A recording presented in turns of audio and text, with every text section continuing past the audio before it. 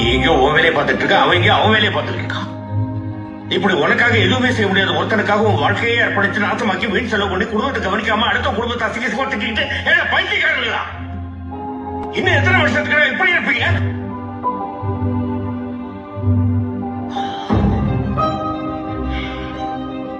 நாம இப்படி இருக்கிறதுக்கு என்ன காரணம் தெரியுமா? அடிமைத்தனம். நமக்கு எப்பவுமே எவனுக்காவது அடிமையா இருக்கணும். முதல்ல ராஜாக்களுக்கு, அப்புறம் வெள்ளக்காரங்களுக்கு, இப்ப அரசியல் தலைவர், ஜாதி தலைவர், சினிமா ஹீரோஸ், கிரிக்கெட் பிளேயர், இப்படி எவனுக்காவது எவனை பற்றியால் பெருமையா பேசி அவனை புகழ்ந்து அவனுக்காக சண்டை போட்டு கடைசி வரைக்கும் ஒரு அடிமை நாய் மாதிரிவான். ஆனா அவனுக்கு நம்மளை யாருன்னு கூட தெரியாது.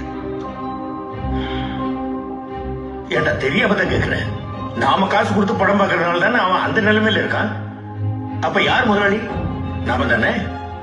நாம வேகாத வெயில நின்றுட்டு இருப்போம். அவன் ஏசி கார்ல நாயை பக்கத்துல உட்கார வச்சு கட்டி பிடிச்சுக்கிட்டு உன்னை நாயை விட கவனமா மதிச்சு பார்க்காத மாதிரி போய்கிட்டே இருப்பான். நீ அவன் காருக்கு பின்னாடி வாழ்க வாழ்க வாழ்கன்னு கையை தட்டிக்கிட்டே ஓடுவ. ஏன்டா உப்பு போட்டு தானே சோறு திங்கிறீங்க? யோசிச்சு பாரு. நீ ரசிகனா இருக்கிற எந்த ஒரு நடிகனுடைய பிள்ளையாவது இன்னொரு நடிகனுக்கு ரசிகனா இருந்து அவனுக்கு கட் அவுட் வச்சு பாலாபிஷேகம் பண்ணி அவனுடைய வாழ்க்கையை நாசம் பண்ணிட்டு இருக்கானா?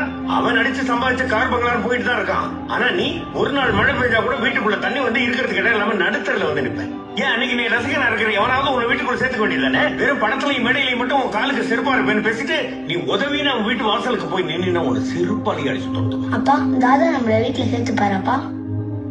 செருப்படி. நமக்கு எப்போ எவனையாவது தூக்கி வச்சு பேசிக்கிட்டே இருக்கணும்.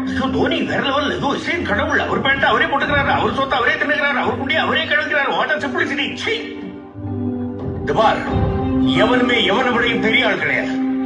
1000 வருஷத்துக்கு முன்னாடி வாழ்ந்து ஒருத்தங்கிட்ட இவர் தான் சச்சின் பெரிய லெஜெண்ட் சொல்லிட்டு அவன் யாருன்னு கேட்டிருப்பான். கிரிக்கெட்னா என்னன்னு கூட அவனுக்கு தெரிஞ்சிருக்காது. அது நாமளா உருவாக்கின ஒரு விளையாட்டு, அவ்வளவுதான். அப்படி நாமளா உருவாக்கின விளையாட்டை ஒருத்தன் நல்லா விளையாடுறானா அவன் அந்த விளையாட்டை நல்லா விளையாடுறான், அவ்வளவுதான். அதுக்காக அவன் உடனே லெஜெண்ட் கடவுளை தூக்கி வச்சு கொண்டாடுறது முட்டாள்தனம் அல்ல.